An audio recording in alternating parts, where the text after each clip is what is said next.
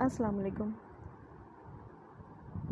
قارئین، آج میں آپ کے لیے لائی ہوں نگہت سیما کا ناولٹ شیشے کی بستیاں۔ اس ناولٹ میں یہ بتایا گیا ہے کہ شکی مزاج مرد اپنی اس نیچر کی وجہ سے کس طرح اپنے گھر برباد کر لیتا ہے۔ محبت کرنے کے باوجود اس کی بیوی گھر چھوڑ کر چلی جاتی ہے۔ انسانی نفسیات پر مبنی یہ کہانی ضرور آپ کے دل کے تاروں کو چھو لے گی۔ کوئی سوال جو پوچھے تو کیا کہوں اس سے، بچھڑنے والے سبب تو بتا جدائی کا۔ برسوں پہلے نہ جانے کس بات پر فاروق احمد نے کہا تھا، یار عورت بڑی بے وفا اور ظالم ہوتی ہے۔ میں نے ہنس دیا، رہنے دے یار، عورت بے وفا تو ہو سکتی ہے مگر ظالم نہیں۔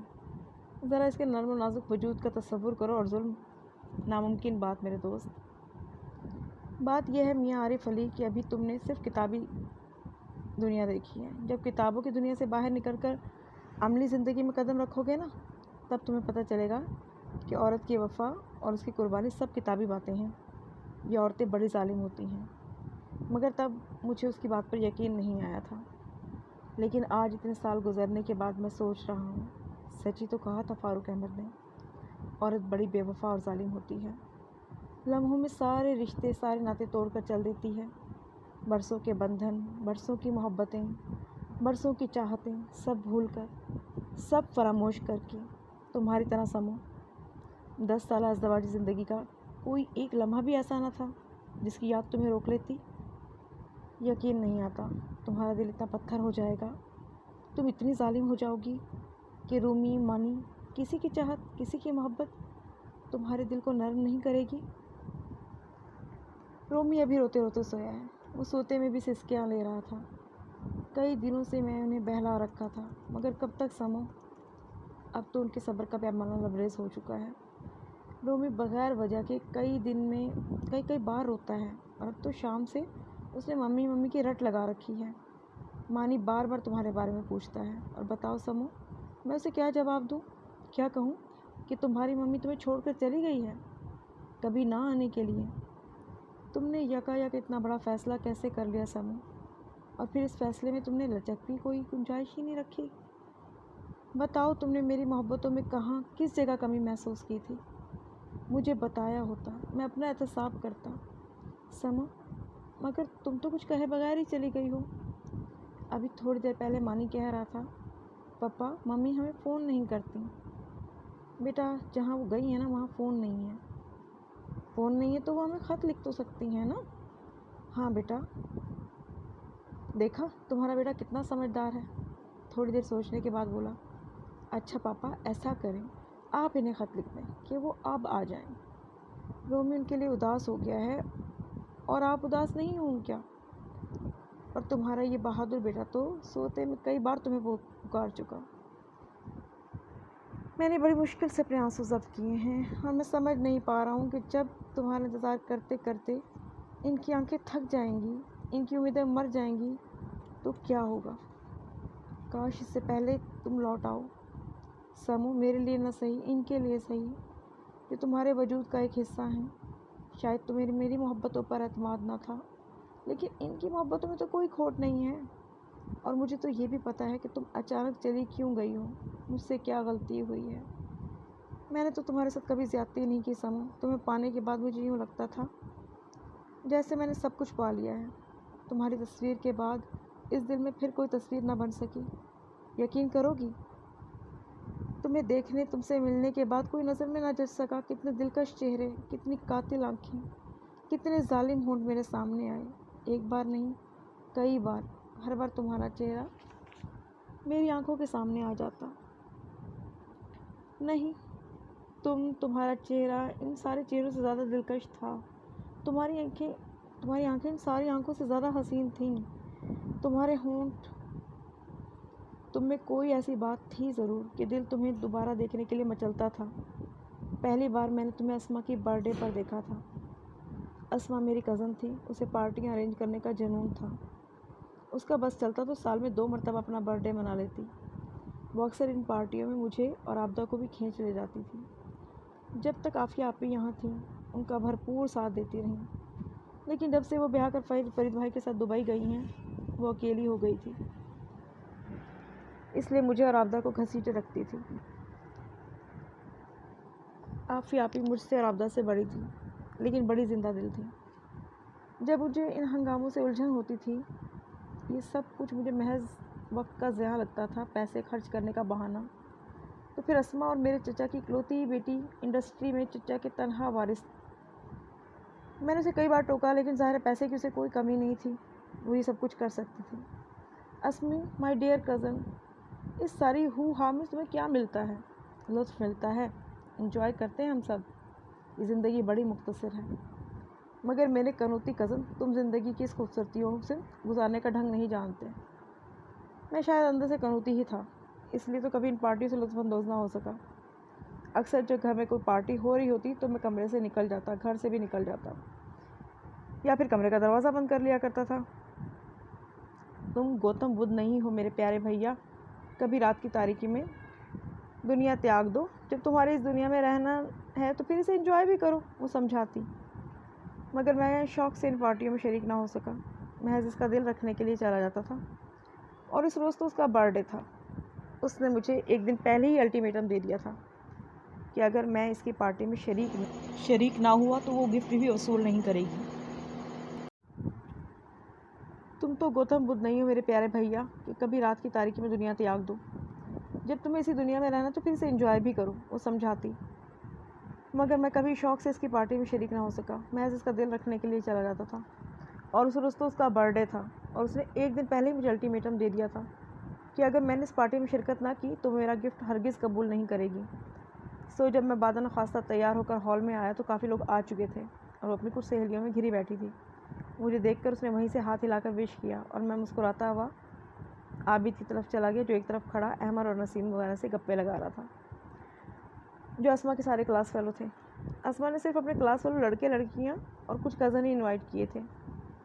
इनमें ज़्यादातर लड़के और लड़कियाँ मेरे जाने पहचाने थे और अक्सर अस्मा की पार्टियों में आते रहते थे।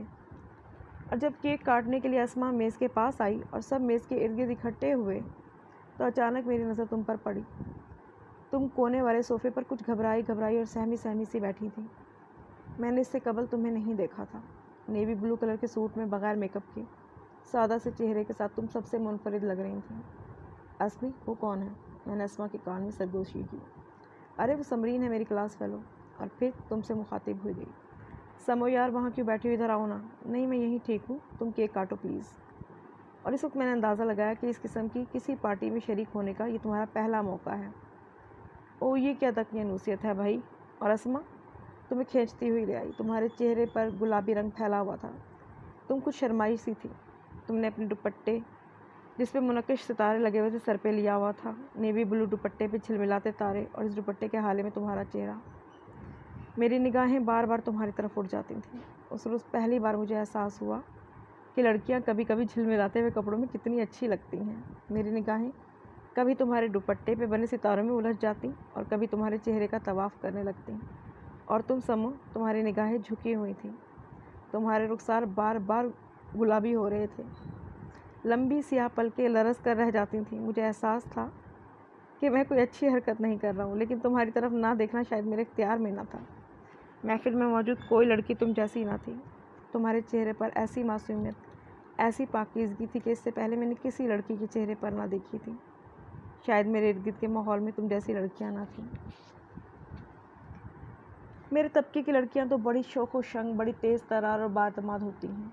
वो तो बड़ी बेबाक, बड़ी आज़ाद होती हैं, आंखों में आंखें डाल कर बात करती हैं।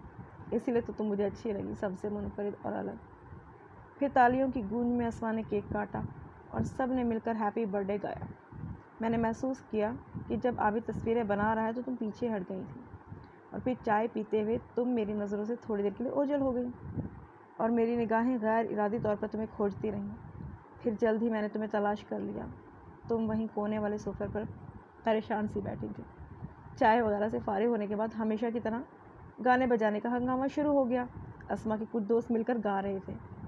मैं कुछ देर तुम्हारी तरफ देखता रहा। तुम्हारे पेशानी पर पसीने के कतरे झिलमिला रहे थे। मैं उठ के तुम्हारे करीब चला आया। Hello miss. जी। तुमने ज़रा सी पलकें उठाईं, फिर तुम घबरा गई, सुर्ख पड़ गई और तुम्हारी पलकें लरजने लगीं। मुझे तुम्हारा इस तरह घबरा जाना, सुर्ख पड़ जाना अच्छा लगा।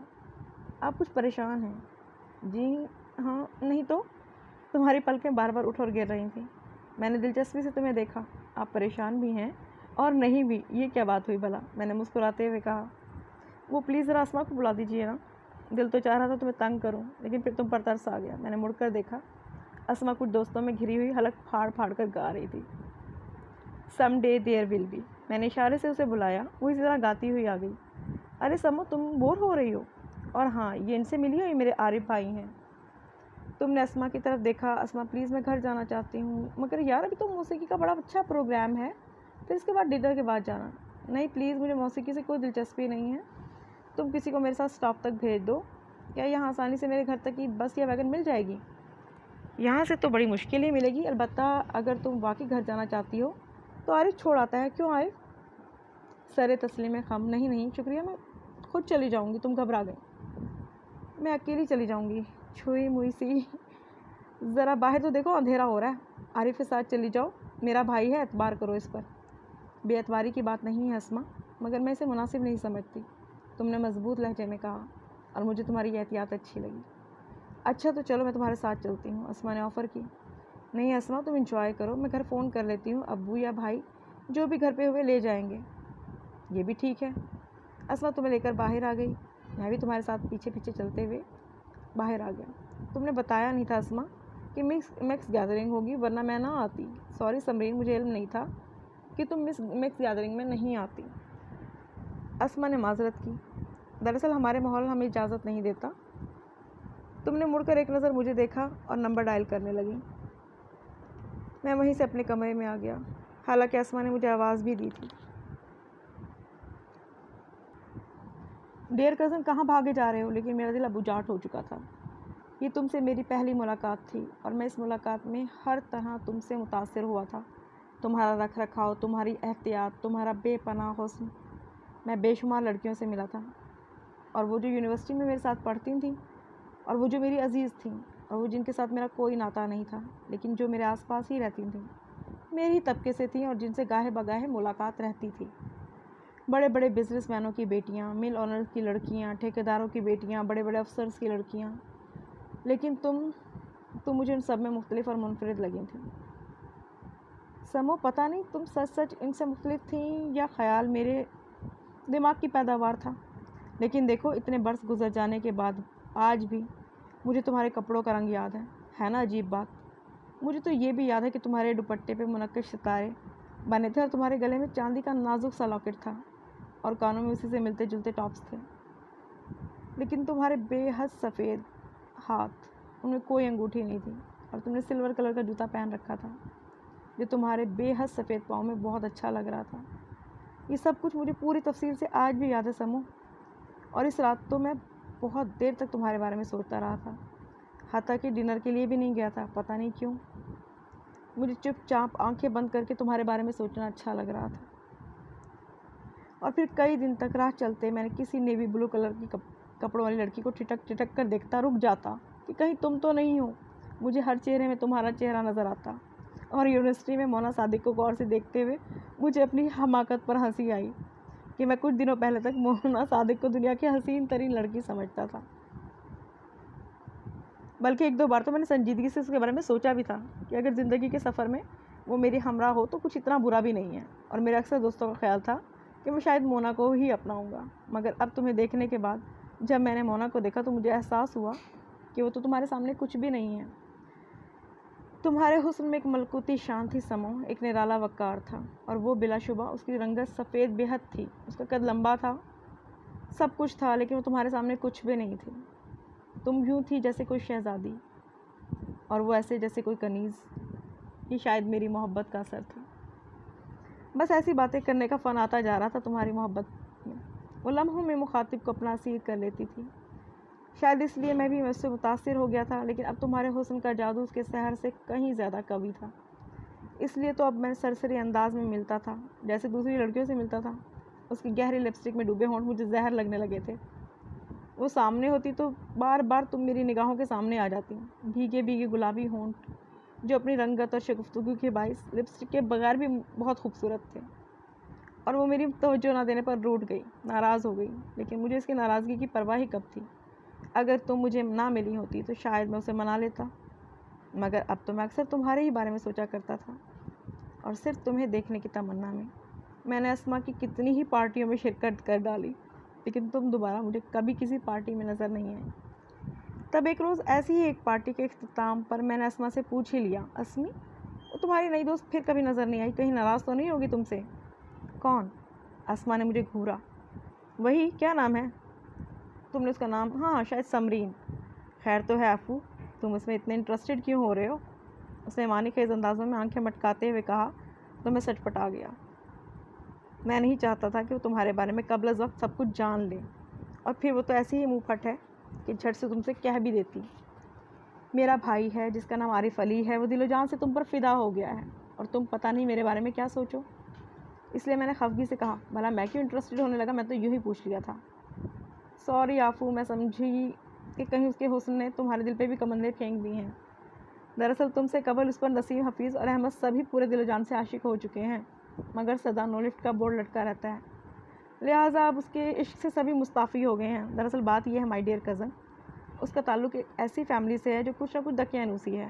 ہمارے ہاں چونکہ مکس پارٹیاں ہوتی ہیں اس لیے وہ نہیں آتی، حالانکہ میں اسے ہمیشہ ہی انوائٹ کرتی ہوں، اور مجھے تھوڑی سی مایوسی بھی ہوئی کہ اب شاید میں تمہیں کبھی دوبارہ نہیں دیکھ سکوں گا۔ اور پھر صرف تمہیں دیکھنے کی تمنا میں نے اسما کے کالج میں ہونے والے کئی فنکشن میں شرکت کی، لیکن تم مجھے وہاں بھی نظر نہیں آئی۔ شاید تم ان فنکشن میں بھی شریک نہیں ہوتی تھی، اور انہی دنوں میں نے فیصلہ کر لیا کہ وہ لڑکی جو میری شریک حیات بنے گی وہ صرف تم ہی ہوں گی۔ تعلیم ختم ہوتے ہی میں ممی کو تمہارے لیے بھیجوں گا۔ اس بات کا تو مجھے یقین تھا ہی کہ ممی یا پاپا میری بات کبھی نہیں ٹالیں گے۔ دراصل اس معاملے میں وہ سختی کے قائل نہ تھے، اور بڑے ہی فراخ دل تھے۔ میرے چھوٹے چچا نے اپنی پسند سے جس لڑکی کی شادی کی تھی اس کا تعلق نچلے طبقے سے تھا، اور پھر اس کا خاندانی پس منظر بھی کچھ اتنا اچھا نہیں تھا، لیکن پاپا نے چھوٹے چچا سے صرف ایک ہی بات کی تھی کہ صرف اتنا جان لینا ہی کافی ہے کہ تم اسے پسند کرتے ہو، اور زندگی تو تم نے گزارنی ہے، اور تمہارا تعلق ایک کھاتے پیتے خوشحال اور باعزت گھرانے سے تھا۔ تمہارے ابو کی کپڑے کی دکان تھی، تمہارے بڑے بھائی گورنمنٹ کے اعلیٰ عہدے پر فائز تھے، تمہارا اپنا ذاتی گھر تھا، اور تمہارے ابو کے پاس 90 ماڈل کی ٹیوٹا بھی تھی۔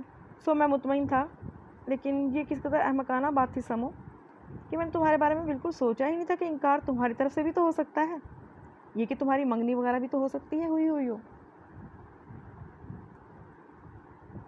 اور جب میں نے فیصلہ کر لیا تو میں دل ہی دل میں تمہیں اپنی ملکیت سمجھنے لگا، اور اکثر یہ سوچ سوچ کر کڑتا رہتا کہ آخر تم نے ایک ایسے کالج میں ایڈمیشن کیوں لے رکھا ہے جہاں کوئی ایجوکیشن تھی۔ اس خیال سے ہی میرے دل کو آگ لگ جاتی، نہ جانے کتنی نظریں تمہارے چہرے پر پڑتی ہوں گی، کتنے لوگ تمہیں سراہتے ہوں گے۔ یہی بات ایک بار میں نے شادی کے بعد تم سے پوچھی، تب تم نے بتایا کہ ایک تو وہ کالج تمہارے گھر کے قریب تھا اور تمہارا بھائی وہاں پڑھتا تھا، دوسرا تمہارے نمبر اتنے اچھے تھے کہ تمہارا حق تھا کہ تم اتنے اچھے کالج میں ایڈمیشن لے لیتی۔ مجھے اپنے امتحانوں کا شدت سے انتظار تھا سمو، لیکن امتحان سے فارغ ہوتے ہی پاپا نے مجھے کچھ مشینری خریدنے جرمنی بھیج دیا، اور جب میں مشینری بھجوا چکا تو پاپا کا خط آ گیا کہ میرا رزلٹ آ گیا ہے اور میرا ایڈمیشن امریکہ میں ہو گیا ہے، اس لیے میں وہیں سے امریکہ سدھار جاؤں۔ پاپا کا لیٹر ملنے کے بعد پہلی بات میں نے تمہارے بارے میں سوچی تھی، کیا میں تمہیں پا سکوں گا، اور جب 4 سال بعد لوٹوں گا تو کیا تم، اس سے آگے میں کچھ سوچ ہی نہیں سکتا تھا۔ اعلیٰ تعلیم حاصل کرنے کی خواہش تھی مجھے، لیکن پہلے میں تمہارے بارے میں اطمینان کرنا چاہتا تھا۔ میں کچھ اتنی افراتفری میں آیا تھا کہ آتی بار اسما سے تمہارے بارے میں بات تک نہ ہو سکی، اور اب میں نے سوچا کہ پہلی فرصت میں ہی خط لکھ کر اسے تمہارے بارے میں اپنے احساسات سے آگاہ کر دوں، اور پھر فراغت پاتے ہی اور سکون ملتے ہی سب سے پہلے اسے پوری تفصیل سے خط لکھا۔ جب آپ